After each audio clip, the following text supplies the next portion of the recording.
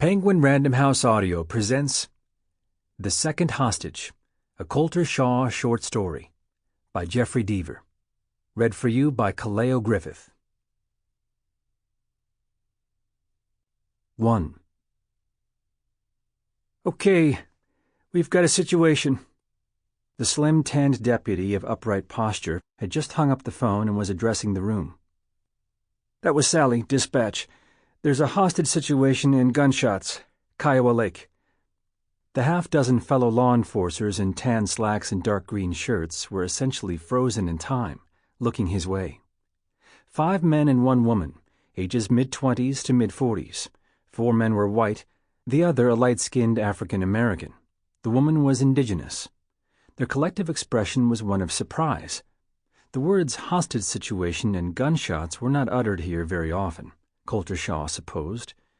He was sitting across the desk from the man who'd uttered them. Deputy Peter Ruskin, Shaw pegged him about 35, continued. One of those vacation houses.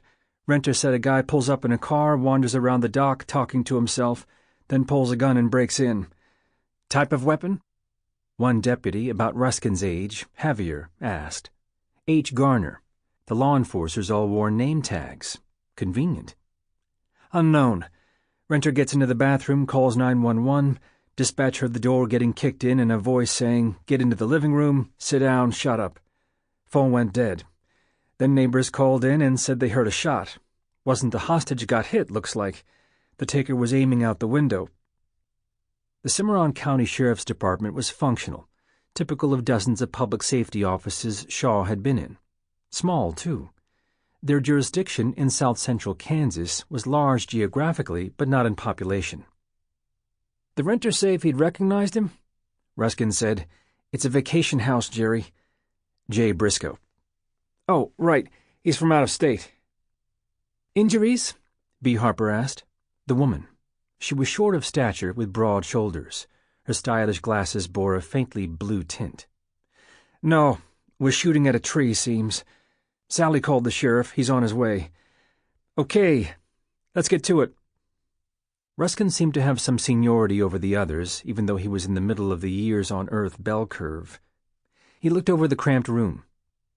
George, Devon, and E.J. are on patrol. I'll have dispatch get him over. I want some of you with me.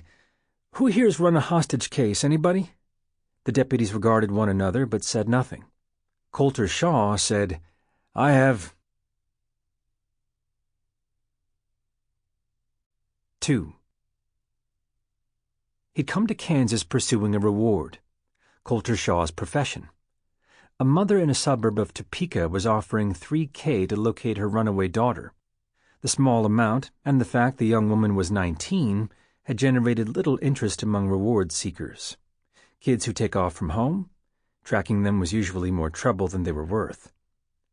Emma Cummings had come home from college, and a day or 2 later Mom had found some drugs in her jeans pocket. Not much, but enough to create a domestic explosion. The don't I have any privacy side battling the I was only doing your laundry, thank you very much side. The next morning, Emma had split, taking her backpack and computer. After several fretful days, Emma's mom had scraped together what cash she could and posted the reward announcement on the internet. Shaw's associates in Florida, who scanned the web regularly for offers, sent the info his way, knowing his soft spot for runaways. He'd piloted his Winnebago to Kansas and met with Mom. Shaw always approached domestics warily. Sometimes you could put the disappearance down to impulsive youth. Sometimes the kids ran for a reason, in which case Shaw chose not to continue, or upon finding the kid went to the authorities. But in the Cummings household he spotted no abuse, just an overly protective mother with a church-going conservative background, shocked about a baggie in Emma's Levi's. For her part, it seemed Emma had just broken up with her boyfriend the day she'd left for home.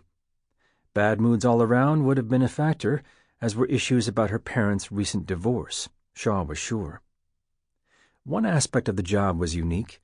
The mother didn't actually want him to report Emma's location. He was to make a delivery. The business-sized envelope contained not only a letter, but a lump. A charm or a necklace, Shaw wondered? A silly toy.